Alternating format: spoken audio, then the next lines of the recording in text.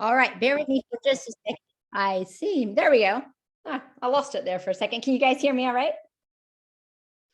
Yes? Okay. Well, so before we start, if you don't mind, just getting centered in this space and really leaving everything that you might have brought with you at the door. So if you can and if you're able, maybe you want to stand up, maybe you stay seated and you inhale through your nose to a count of 4. If it feels good to you, raise your arms up overhead. Give yourself a long body stretch. Oh, it feels so good. Hold the breath at the top.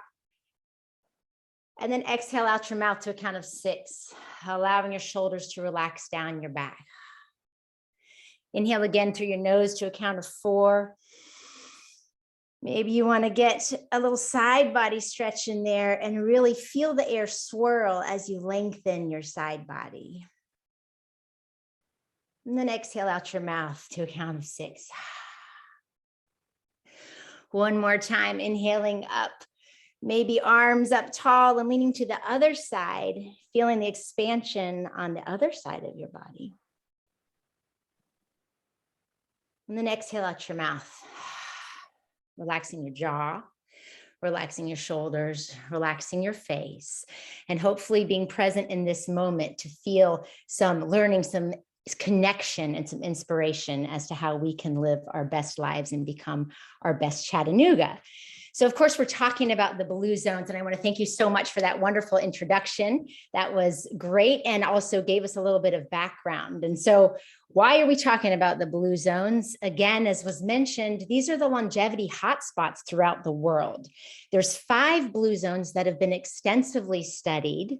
And we're trying to talk about what are the common themes, the common threads that are thought to contribute to their incredible, vibrant, and long lives. We're going to talk about where they are. So there's 5 of them. The only one in the United States is in Loma Linda, California, home of the largest Seventh-day Adventist population.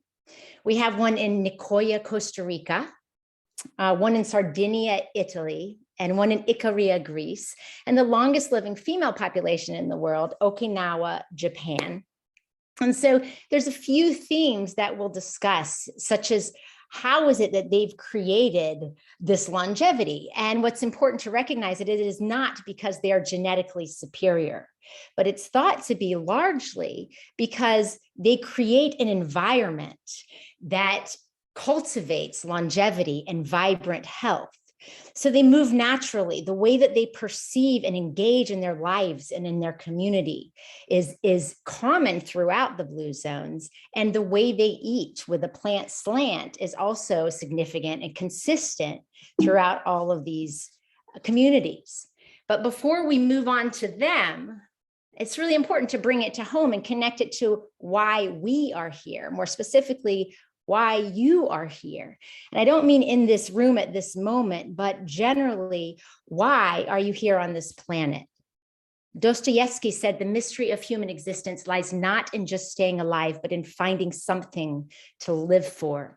And this is so pivotal in our journey to become the most vibrant selves that we can be. So why do we get up in the morning? And connect to that. What is that for you? And why should we connect to it? Well, consistently, as we have looked through the data on these centenarians, something that remains true is they know why they get up in the morning. They know why they're here. And in Okinawa, Japan, that's called ikigai, the reason for which I get up in the morning, right? Or in Costa Rica, el plan de vida. So what is your plan de vida? And why should you find it? Well, people with a sense of purpose have an associated 15% lower risk of premature death. And that's regardless of what age they found their purpose. So this is not even a blue zone study. This is midlife in the United States study. But the blue zone suggests that having purpose and living for purpose is worth up to 7 extra years on your life expectancy.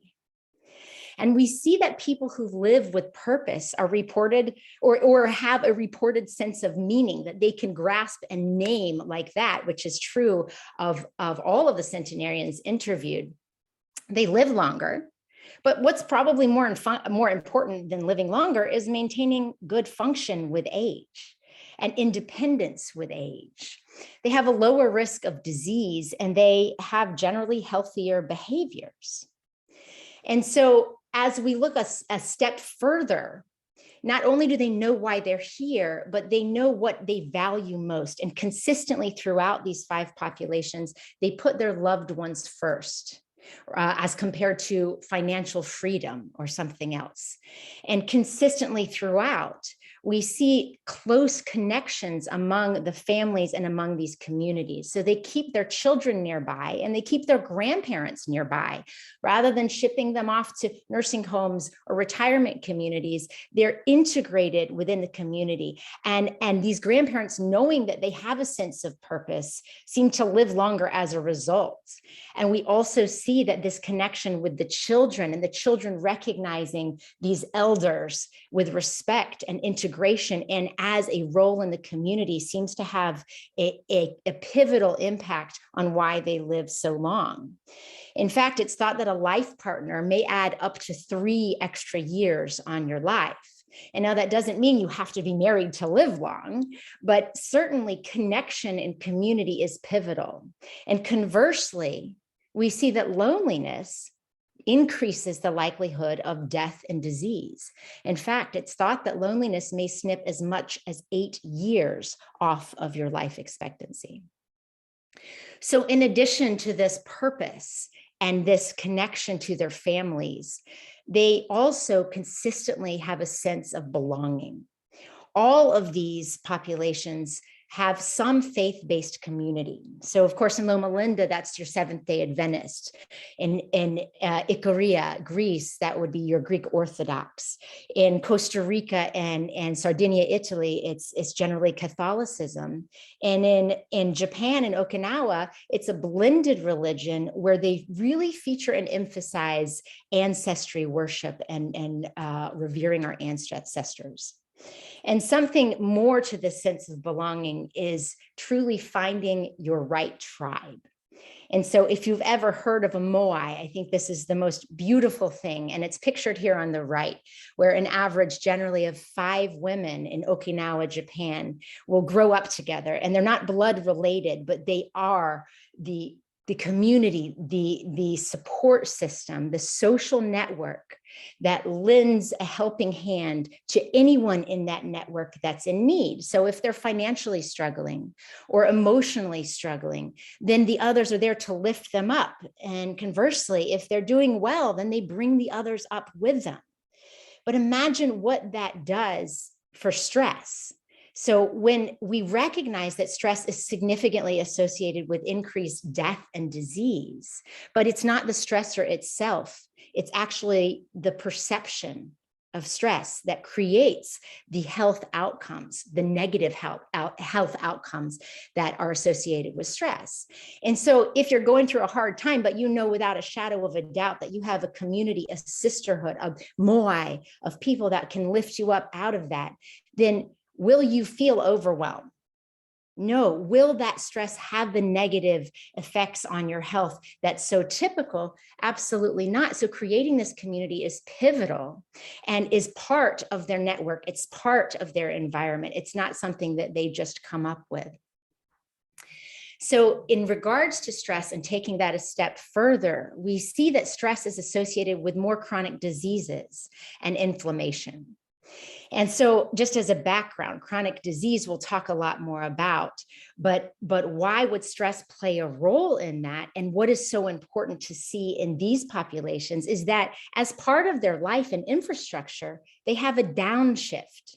And just so you know, everything that's in turquoise throughout this talk is one of the power 9. So one of the features that are typical throughout these 5 blue zones. So what do they do to downshift regularly in their life in Okinawa? They remember their ancestors on a regular basis. They have basically a shrine towards their ancestors in a centerpiece place of their house where everyone sees it, recognizing that they have images of the deceased ancestors there and take that time to remember them as part of their daily infrastructure. The Adventists pray in Ikaria and Nicoya, they nap, sweet daddy, right? Nap at least 30 minutes, generally 30 minutes, at least 3 times a week. And in Sardinia, they have a happy hour. So having wine at 5, and they're not boozing it up. It's not a happy hour that does them in, but rather they drink this wine that's lower in alcohol, but 2 to 3 times richer in flavonoids, which is thought to help with their cardiovascular health. And it's not drinking to do yourself in, but it's drinking to just have a moment of mindfulness, to laugh with each other, to laugh at each other, and to recognize that this is such a pivotal piece of optimal living, to have that social interaction and wind down time.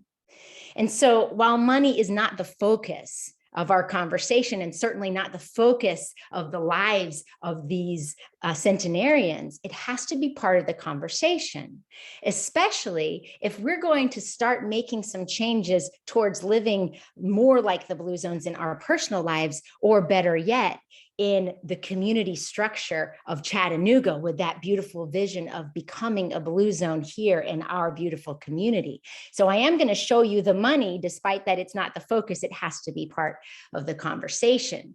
So did you know that on average, the United States spends double the amount of money per person per year than any of our other Western wealthy countries in the world? So this was pre-pandemic. In 2019, we spent about $11,000 per person per year on healthcare in this country. And if you take the average of the other wealthy, similar revenue countries in the world, they spend about half that much, at about $5,600 per person per year. But how does that play in terms of our health? Well, if you look at a comparison of the United States compared to all of those Western nations, you'll see that we are here in the yellow. We have the lowest life expectancy, despite double the average expenditure on our health. And if you compare it to the highest life expectancy of those Western nations, Switzerland, we're losing about 5 years of our life expectancy. But take it a step further and compare it to Okinawa, because Okinawan women live 8 years longer than American women. And I can assure you that their health expenditure is nothing like ours. So what is it that we're spending this ridiculous sum of money on? Well, something very serious. It's chronic diseases. And what are those? Those are our top causes of death and disability in the world, in the Western world, and especially in the United States. Number 1 killer, heart disease. Number 2 killer, cancer, chronic lung disease, stroke, Alzheimer's, diabetes, and chronic kidney disease. And this is where we spend more than 80% of our healthcare dollars.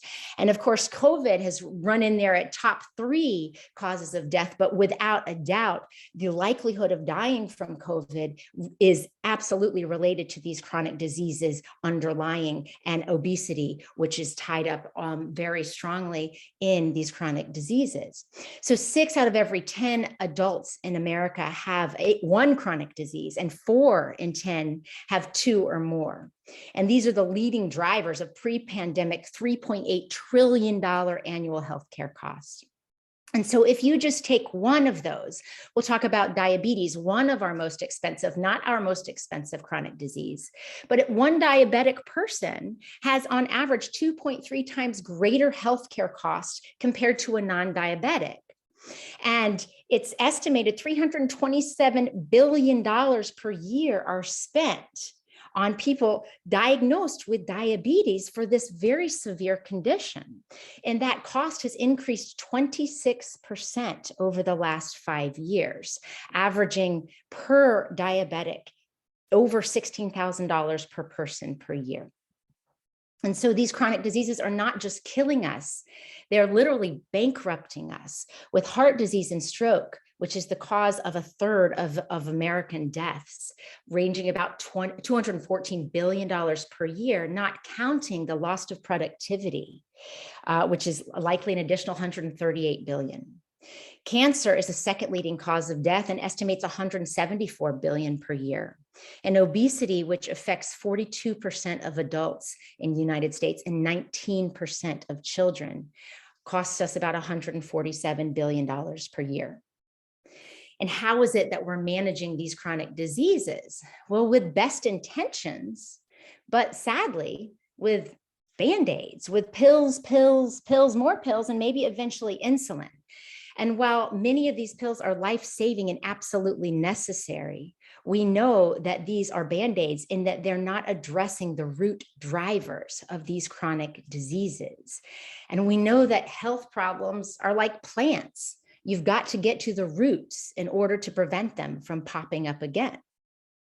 So what are the roots of chronic disease? This article that was published in JAMA, one of our most respected medical journals in 1993, entitled "The Actual Causes of Death in the United States," said it. It said that basically 80% of deaths in the United States were related to our lifestyle.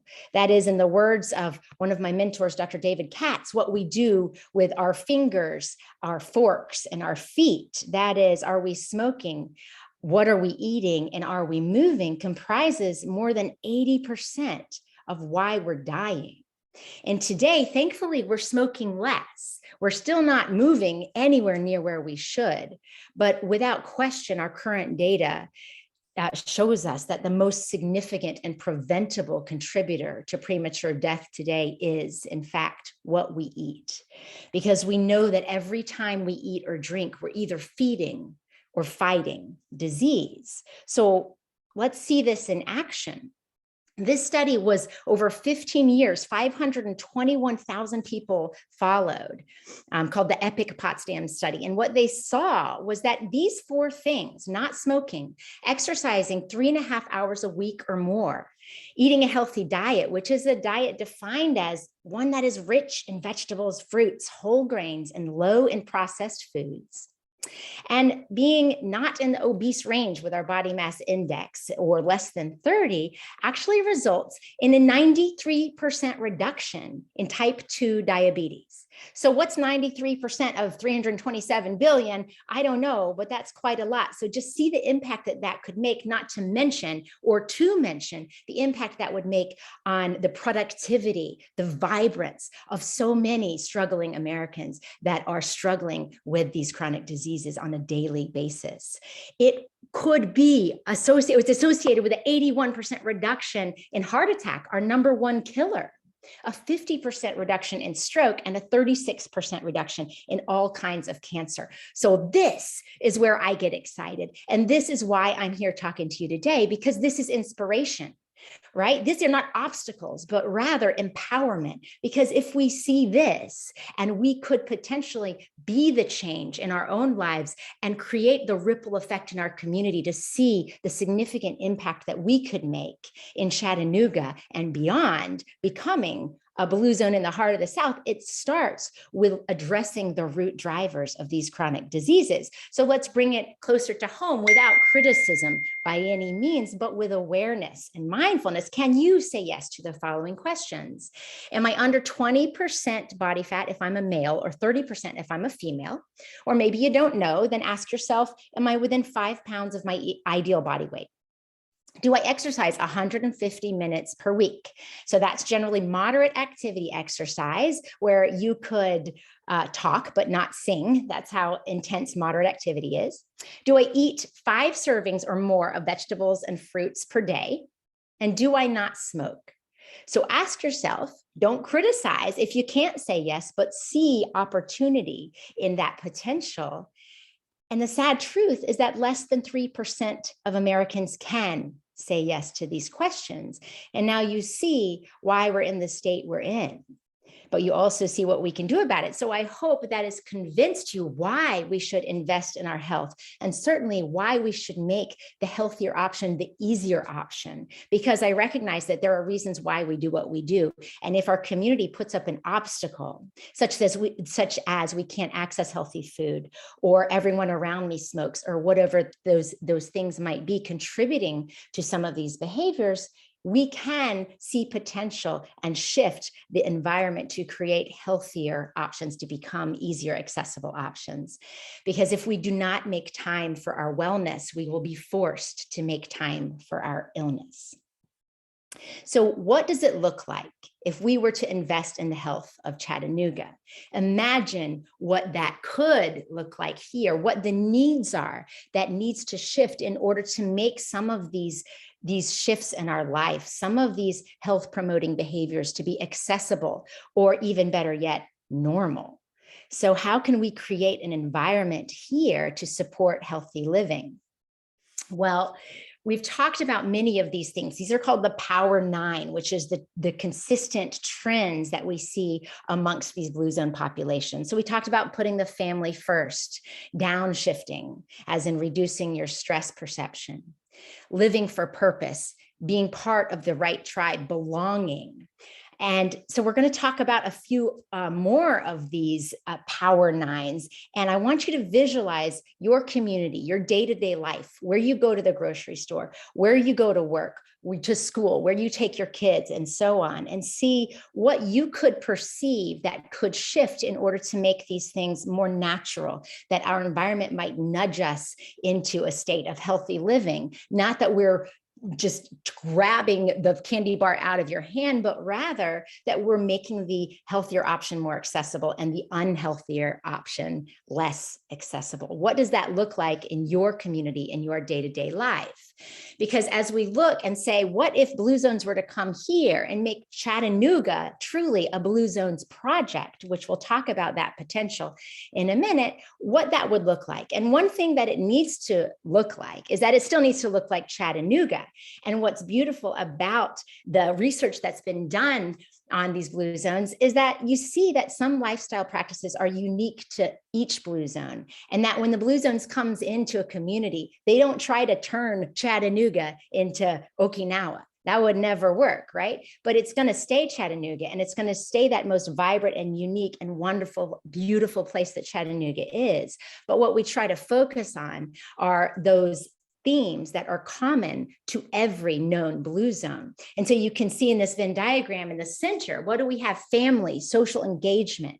So creating communities that support healthy behaviors and connection, because we know that that drives not just better health, but also better mental health, which we know drives better health. But what could we look at? We're going to focus a bit more on physical activity and diet. And I don't know about you, but if I was going to perceive going day to day throughout Chattanooga, I might think a plant-based diet with a focus on legumes or beans might be the farthest from our norm, while we certainly have a long ways to go with physical activity as well. So let's take a look at what would be the most bang for our buck in Chattanooga. And I'm hoping to get a lot of feedback from you guys, from your Chattanooga and your perspective, because this is your place. But if you just look at the current data in Chattanooga, 42% of adults in Hamilton County have at least one chronic disease. 66% of us are overweight or obese, and less than 50% of us engage in any significant physical activity that may benefit health. So looking at Chattanooga, how could we begin to move more naturally here? So if you look at Okinawa, where gardening is the mainstay, that is a beautiful example of what gets us moving using every body part, and also gets us connected, knowing that gardening actually is strongly tied to improved mental health. But when your environment tells you to move, you do it, you listen. So what could we do in our environment to get us moving to a more regular way? We'd have to make it safe. We'd have to make it normal, right? So let's think of what that could look like. And maybe it starts with growing our food. And that has another added benefit, which addresses our nutrition problem, right? So increasing whole, beautiful, healing plants in our diet and maybe growing them ourselves, which creates power, helps with mental health, and also creates nutrition that can feed ourselves and hungry bellies. So if we were going to look at the built environment and how that could relate to increasing physical activity here, well, what we do, or what the Blue Zones does when they come in to investigate a city, they look at what the needs are, the voiced needs. What is our leadership looking for? What is our community looking for to improve the health? And what is lacking in the infrastructure that we could reduce the barriers to achieving physical activity. For example, what are our sidewalks like? Do we have crosswalks, or are we going to get hit by a car if we cross the road? Because that's obviously going to impair our desire to walk. What are the standards like around that? What is our school doing for physical activity? What are the requirements there?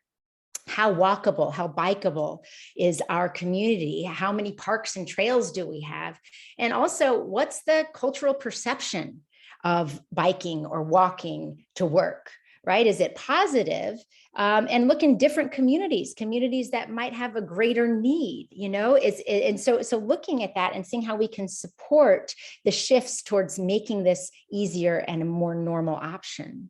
We also need to look at our recreation facilities. What is the transportation like? Is it safe to ride bikes?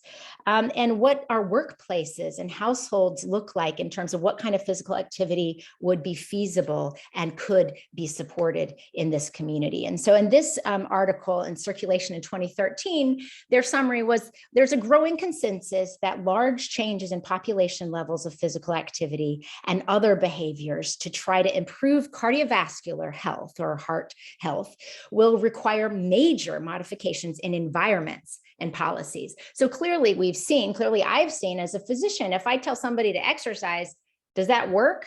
Well, not so much if all of their environment, if all of their normal way of living is telling them, you can't do that. You don't have time. You don't have access. You don't have a gym membership. You don't have, so we need to create a community where the barriers are reduced and the support is emphasized. Because if we want this to work, if we want to truly make people physically active, we can't just tell them, we've got to show them, we've got to create the opportunity to do it. And it requires an integration of community to make that happen.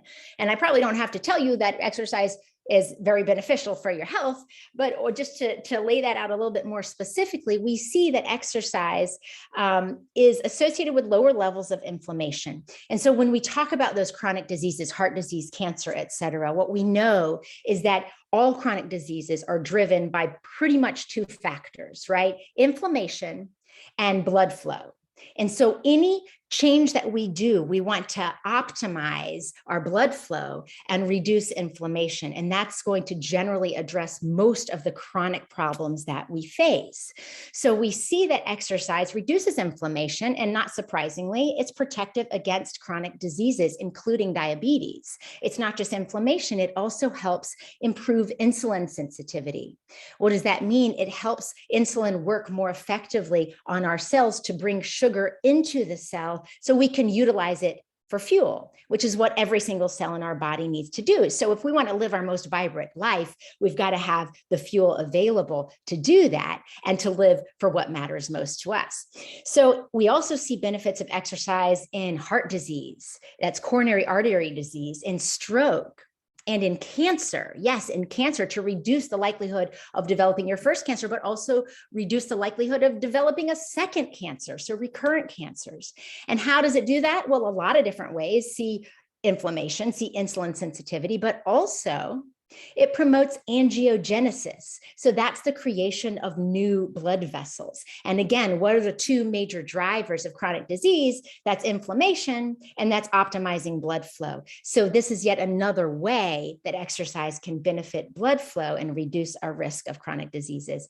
But last but certainly not least, it improves mental health, including both mood and cognitive benefits, such as memory and Alzheimer's. So this is massive. Why we do what we do. So many of us are struggling, especially if you've seen any of the stats post-pandemic. Now, mental health stats were looking pretty bad pre-pandemic, but nothing like they are today, with anxiety, suicide, depression at all-time highs in many, many areas and many populations. If we begin to get out of that slump, the mental health slump, we are more likely and it's more feasible to create healthy behaviors. So mental health is absolutely part of this picture.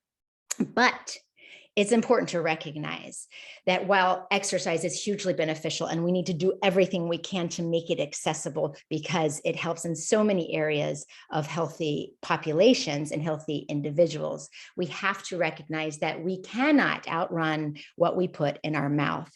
And that without question, nutrition, if we were going to pick one thing, we never is one thing, but is probably the most bang for our buck in terms of where we are farthest from health optimizing food and what we could do. Because did you know that just living in the South is an independent risk factor for cardiovascular disease? Yes, eating a Southern diet increases the risk of heart disease by 56%. Increases the risk of death in patients with kidney disease by 50%. And the risk of stroke by 30%. So if you weren't aware, we live, Tennessee and the neighboring 13 states, in the stroke belt. It's also the obesity belt. It's also the rheumatoid belt, and many other unfortunate titles. So what could we do keeping the wonderful Southern flavor, but increasing the plants, getting it back to where it started, and less fried food, less high fat food, and more plants is going to make a very massive difference. But how specifically are we doing in Chattanooga? Well, in 2020, Chattanooga ranked among the worst 10 cities in the United States for healthy food options and for healthy food consumption. And while thankfully we didn't make it into the worst 10 in 2021 survey, we still weren't doing so well. So this really leaves room for opportunity, not criticism. And in other sad news, Feeding America projections said that in our area, 1 in 5 people and over 1 in 4 kids in our region could face hunger post-COVID based on the significant struggles that COVID has posed in our community. So imagine, what if we were to feed hungry bellies with disease-fighting food? So what could that look like? Recognizing that, unfortunately, we've got to talk about the distinct higher risk of chronic diseases in our underserved populations, that there are severe health disparities where the foods that are subsidized are often some of the most processed foods in existence, driving more likely the chronic diseases that we see and worsening that gap in healthcare disparities that we see with our underserved, not only struggling for food, but also worsening the burden, their own burden with these chronic diseases, and struggling so much more to get themselves afloat as a result. So if we look at the current standard American diet, what does it look like? Well, it's about 60% of what we eat today did not exist 100 years ago. It's highly processed foods that have been stripped from the nutrients that were originally contained in those foods. They've been stripped of fiber and vitamins and other nutrients that are present in whole plants, for example. And they've had added oils, sugars, and other additives, coloring, et cetera, added to them to make them one of the most inflammatory foods in existence. 25% of what we eat today is animal food. And what does that mean? Well, we're talking about meat and dairy, eggs, fish, and seafood included. And this is where we find the primary sources of saturated fat. Saturated fat, which is one of the primary drivers of inflammation and insulin resistance or diabetes. So those things together comprising the majority of what we eat, it's not surprising we see the health concerns that we're seeing. But possibly the worst of all of this information is that less than 12% of what we eat today is plant food. And I say less than 12% because that 12% estimation includes things like ketchup and juice that have had their fiber and many of their nutrients stripped from them, and sometimes have added sugars to them. So the closer estimation is about 6% of what we currently eat is whole healing plants that we should be focusing on in diversity without processing if we want to fight this chronic disease crisis. So what if we replaced that food, particularly in hungry bellies at higher risk, with something more like this? So this is the dietary breakdown of Loma Linda, California. So, and imagine what this looks like on your plate. If you have your plate and half of what you eat is vegetables and fruits, or I like to say the colors of the rainbow on a bed of greens, and then a quarter of what you eat is legumes with a side of beans, right? Legumes or minimally processed or unprocessed soy like tofu or edamame, then this is what's looking much more significantly like one of our blue zones in this country. We've got a minimal amount of dairy included. We've got whole grains. Whole grains we'll talk more about. We've got nuts and seeds regularly, but that amount of processed foods is almost zero, you see, and the amount of meat and poultry is also almost zero. So looking at what that could look like here and how could we possibly do it? And if we look at a more average picture, or what the Blue Zones recommends as their food guidelines, is shooting for a highly plant slanted diet. So that's 95% plants and 5% or less animal products. So if you look more at that, it's about 20% fats. And those fats are generally unsaturated fats from plants such as nuts and seeds and olive oil.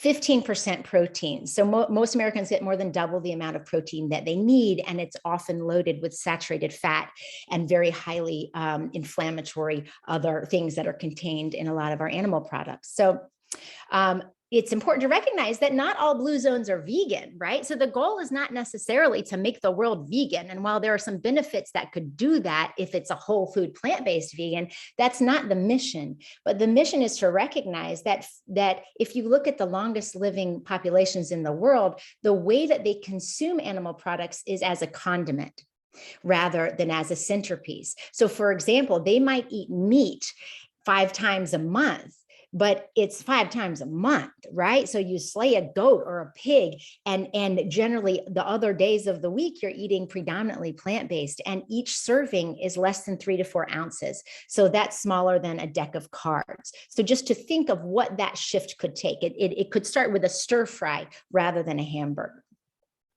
And we see that the most effective dietary patterns are those that reduce the disease-causing foods and replace them with disease-fighting foods, which we know are whole plants in variety in different colors that are or minimally processed.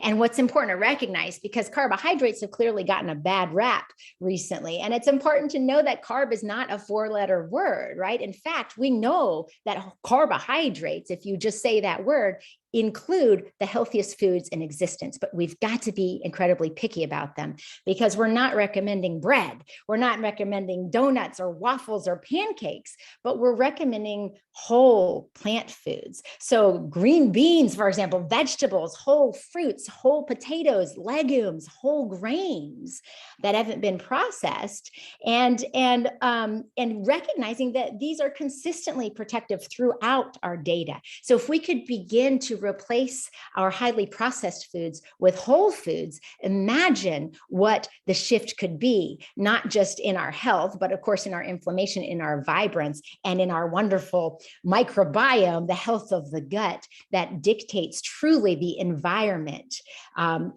wherein our genes present themselves. So if we want to live our most vibrant versions of ourselves, we need to create an environment that will cultivate that. And that's largely dictated by the food we eat and the health of our microbiome in our gut. So one specific note on legumes instead of meat, because beans or legumes are consistently actually the strongest link of all other foods in existence to longevity throughout all of our data. And we see that legumes are consistently associated with reduced mortality. This meta-analysis from 2017 showed a 7% risk reduction in people that ate the most amount of beans versus the least amount of beans. And another study showed a 7 to 8% reduction for every 20 grams of beans we consume. So start in on your beans. And if that's not something you do every day, start with a tablespoon, literally, and train up your microbiome to tolerate them. Because if you are not familiar or accustomed to eating these beans, your microbiome will fight against you, and you will receive the gas that these things are famous for, but gradually increase, and in the process find yourself the highest source of fiber in existence, which is legumes, and also be well on your way to better health. So if you look at the overview, the summary of the food guidelines of the blue zones, we see that it's 95% plant-based, that we go whole, right? Go whole or go home. So reduce the processing of our foods, get beans, 1/2 cup to 1 cup every day, drink water for your beverage as opposed to soda or sugars or other artificially sweetened beverages, eat nuts, and then start to reduce the focus on our animal products, including fish and eggs and dairy, and of certainly processed foods and sugars. So now imagine what could I do in Chattanooga to make this happen, to make this easy? And this is the challenge before us, because what could the impact of a plant-strong Chattanooga be on public health? Well, we've mentioned a lot of it already, but if we had more accessible plant-based foods in our schools, in our workplaces, in our restaurants, and particularly in our underserved communities, right? If we were addressing food deserts with plants and disease-fighting foods, we would see lower body mass index and obesity. We would see, through many mechanisms, decreases in chronic disease. It's never just one thing, right? It's not just the vitamin C, for example. It's the collaboration of how this food works in synergy that incorporates the fiber, the nutrients, the phytochemicals to reduce inflammation, to reduce chronic diseases on multiple levels. We see lower blood pressure, lower cholesterol, and not surprisingly, as a result, we see less ischemic heart disease, our #1 killer. In fact, this Journal of American Heart Association study looked at 5,000 people over 32 years and saw a 52% reduction of heart disease, our #1 killer, in those people eating a predominantly plant-based diet. And we see about 50 to 60% lower rates of diabetes. So again, correlate that with those incredible financial numbers we saw with diabetes. And it's been actually shown in randomized controlled trials to be superior to the American Diabetic Association diet as well. So if those were the only benefits a whole food plant-based diet could do, that's pretty good, right? So think of the related medication costs that we would reduce, the related burden of multiple medications, in terms of we are often treating side effects of one medication with another medication that's interacting, et cetera. This is life. I'd say that probably the average of the patients that I saw in regular practice had 13 or more medications once they reach a certain age. And so that is a burden. That's a financial burden. It's also a dependence burden. It's also depowering. It's quite the opposite of living for vibrance and power, when to stay alive, you require this mini burden of pills. And so what could maybe be more achievable is, I'm not saying everybody go walk out the door and be 100% plant-based. And while sometimes that happens, what if we just did one meal? And what if that one meal that became plant-based was dinner? What could that do? Well, so it's really interesting. Consistently, these populations tend to eat dinner as a lighter, earlier meal, right? And so especially the Seventh-day Adventists, and also in Costa Rica, they eat a lighter dinner. And so there's actually been a study that looks at, if we were eating a plant-based dinner, do what you want for the rest of the day, but eat a plant-based dinner, we could reduce heart disease by 10%, according to the NHANES study recently. And what more impact could we make in bringing this closer to home, perhaps at green spaces, is to recognize that food accounts for 10 to 30% of each household's carbon footprint. And we clearly see that meat products have larger carbon footprints per calorie than grain or vegetables do. And that it's been said that just one vegetarian meal a day over the course of a year could save the pollution equivalent of 3,000 driven miles, right? Which is like driving from coast to coast. We also see that we could reduce carbon emissions and waste byproducts, which we know are contaminating our oceans and our sea life. And by reducing animal-based food consumption, even just one meal a day, we could significantly cut our water use in half with the background knowledge that animal husbandry utilizes more than 50% of fresh water. So it's estimated that at 1 year, with just one meal a day that's plant-based, we could save 200,000 gallons of water after a year.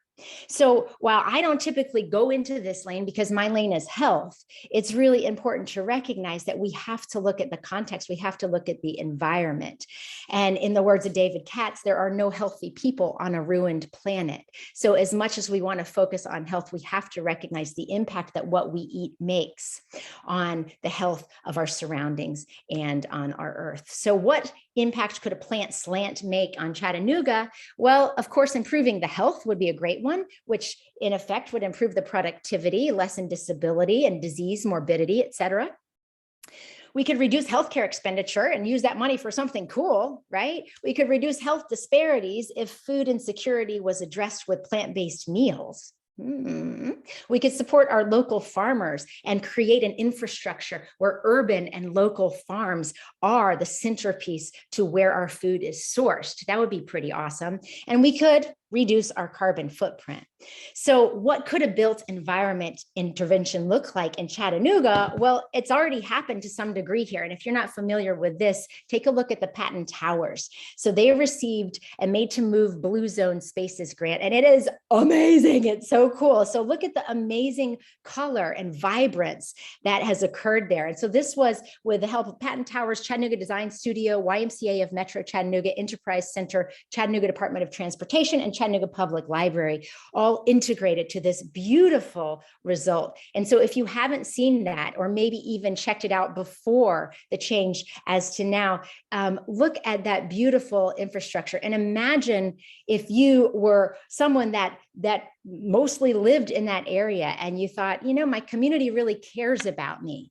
And then we start to look at those connections that we've talked about with integration and community of the blue zones, and to feel cared about, that reduces your feeling of overwhelm, your feeling of being stressed to beyond all recognition, right? And how that can impact the choices that we make. So this is a beautiful, beautiful example of what our environment can do to improve the well-being of our community. So I would love to hear your thoughts as to what this could look like in Chattanooga. What if we had healthier food for our students in schools, for our workplaces, for our restaurants, more accessibility to good food, and the ability to cook it, right? So it takes a lot of learning, a lot of empowering around food, around exercise, around movement, and around connection and community for positive change. So my question is, are you in?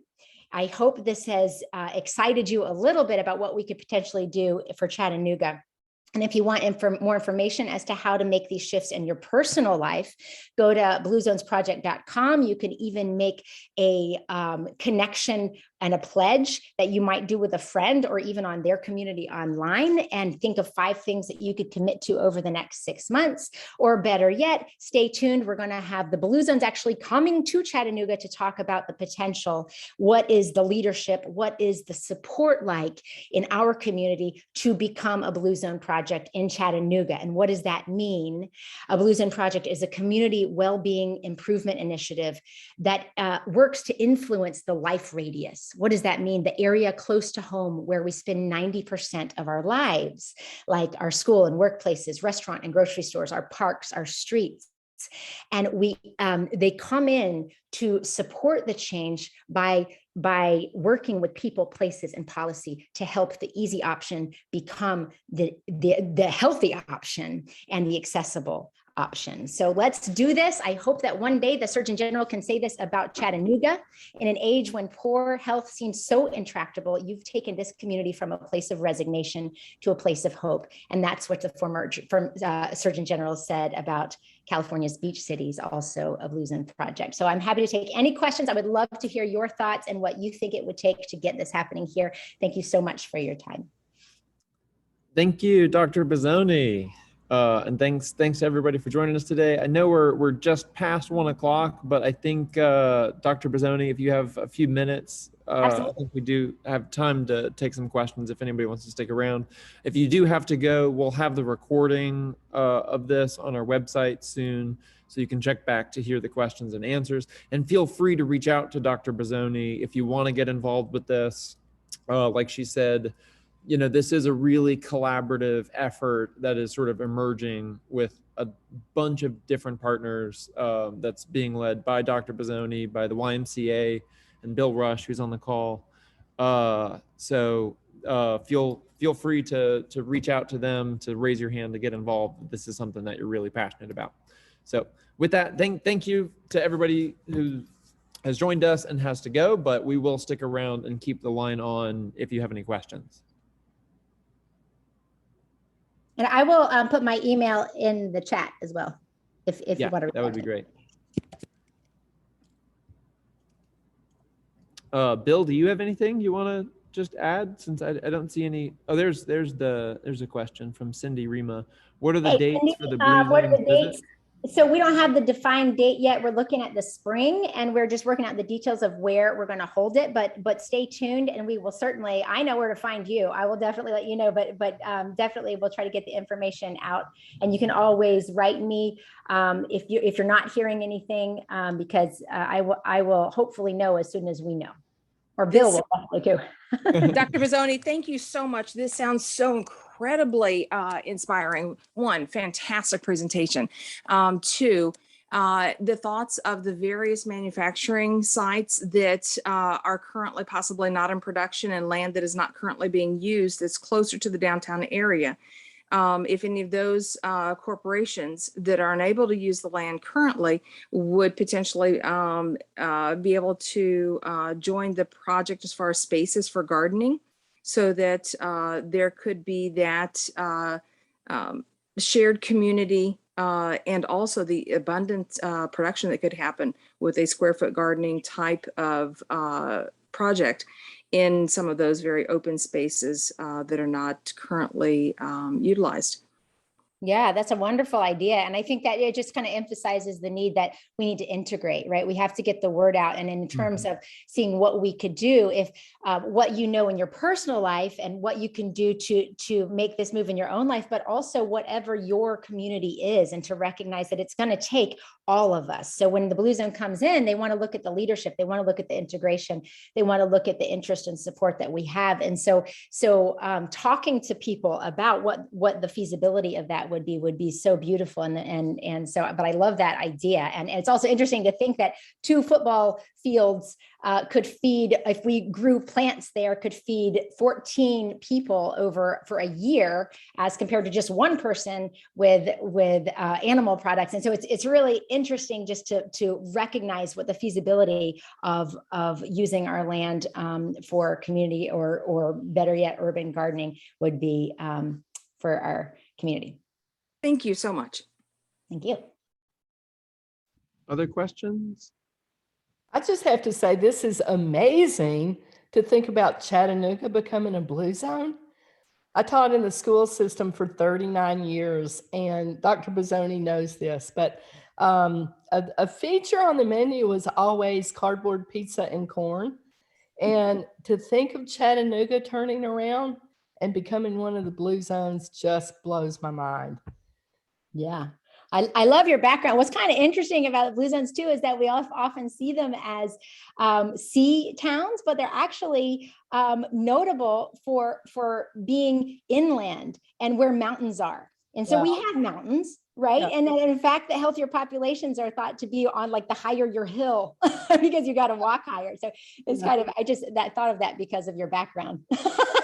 I got on this background. I don't know how I got on it, and I don't know how to get off of it. But it's beautiful. The other thing on the list of options to choose, I saw that the first one was adopt a dog and have a best friend. I love that. That caught my eye as a volunteer at the Humane Society. and Mary is a great person to talk to about adopting a pet. And when we do know that people that have pets that get, especially there's a whole book written about a guy that got a fat, sick, and nearly dead dog, and that both of them because he was fat, sick, and nearly dead, and they both turned their health around, and it's a really inspirational story. I can't remember the name of it, but Chrissy knows. Other questions?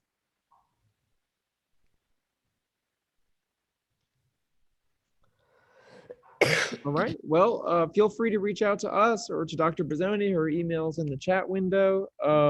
And yeah, we're really looking forward to being part of this effort. We certainly have our work cut out for us, but the only way to go is up from here, I think. So